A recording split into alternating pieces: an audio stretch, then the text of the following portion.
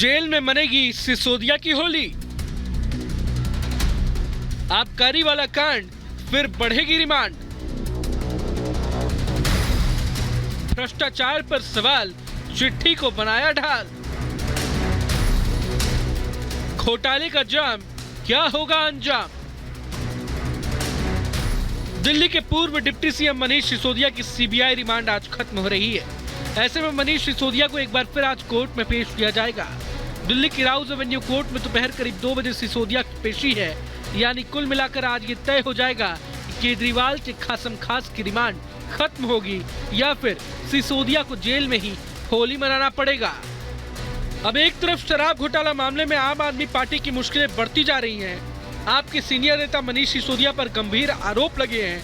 इस बीच आम आदमी पार्टी के दूसरे नेता सीबीआई और बीजेपी पर वार करना भी नहीं भूल रहे।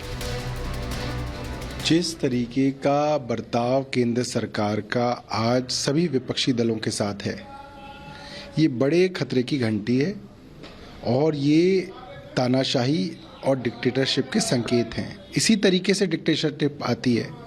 पहले अपने विरोधियों को कमज़ोर किया जाता है, उनके ऊपर झूठे आरोप लगाए जाते हैं, उनके खिलाफ प्रोपेगेंडा चलाया जाता है और फिर ये कहा जाता है कि मैं ही भगवान का अवतार हूँ, जिसको ईश्वर ने जो है हमेशा जो है राजा बने रहने के लिए भेजा है और इसलिए अब मैं राजा बन गया हूँ। तो ये जो है संकेत डिक्टेटरशिप के हैं और पूरा देश देख रहा है।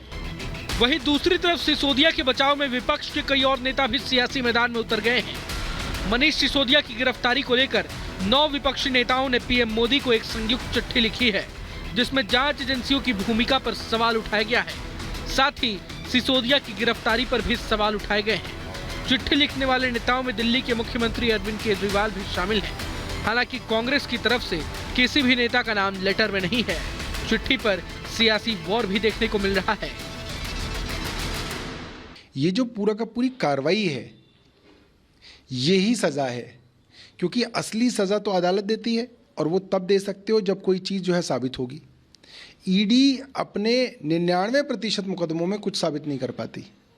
पिछले 8 सालों में ईडी ने जितने मुकदमे किए हैं उसमें 95% मुकदमे जो हैं अपोजिशन लीडर्स के ऊपर किए गए हैं। तो ये बात तो ईडी और सीबीआई जानती है कि इसमें सबूत नहीं है और इसमें कुछ साबित नहीं होगा। मगर क्या है कि बिना कुछ साबित किए ही किसी को कैसे जेल में रखा जाए, तो जो प्रोसेस है इसको इस तरह से बनाया गया और केंद्र सरकार ने पार्लियामेंट में ज़बरदस्ती इस प्रोसेस को इस तरह से बनाया है। ये वही पार्टी है जो कहती थी कि भ्रष्टाचार के आरोप लगते ही त्यागपत्र दे देना चाहिए, जांच बाद में होना चाहिए। वो आज कहते हैं कि जांच भी नहीं होनी चाहिए। तो अब समझ में आता है। और सहायता किसकी ले रहे हैं? जिनके बारे में उन्होंने पोस्टर लगा लगा के रामलीला मैदान में झंडा फहरा फहरा कर भ्रष्टाचार का गीत गाया था। तो इससे बहुत स्पष्ट हो जाता है कि आज की यह वो पार्टियां हैं जिन्होंने संवैधानिक पदों पर बैठकर भ्रष्टाचार को अपना अधिकार मान लिया था। एक तरफ इस पूरे घटनाक्रम को आम आदमी पार्टी बीजेपी प्रायोजित बता रही है, तो वहीं दूसरी तरफ बीजेपी इसे सच्चाई की जीत बताकर आम आदमी पार्टी पर हमलावर है। केजरीवाल सरकार के खिलाफ बीजेपी दिल्ली के सभी 70 विधानसभा क्षेत्रों में प्रदर्शन भी करने वाली है। बहरहाल अब सुनवाई पर सिसोदिया को जमानत मिलती है या नहीं, ये बड़ा सवाल है। दोनों पक्षों की दलीलें सुनने के बाद ही अदालत ये तय करेगी। Bureau report, Republic Bharat. और साल 2024 के चुनाव से पहले देखिए, जांच एजेंसियों के दुरुपयोग को लेकर सियासी घमासान छिड़ा हुआ है। एक तरफ विपक्षी पार्टियों के 9 नेताओं ने प्रधानमंत्री नरेंद्र मोदी को चिट्ठी लिखी और कहा कि जो केंद्रीय एजेंसियां हैं उनका दुरुपयोग किया जा रहा है, तो दूसरी तरफ बीजेपी जोरदार तरीके से विपक्ष को करारा जवाब दे रही है। रिपोर्ट आपको दिखाते हैं।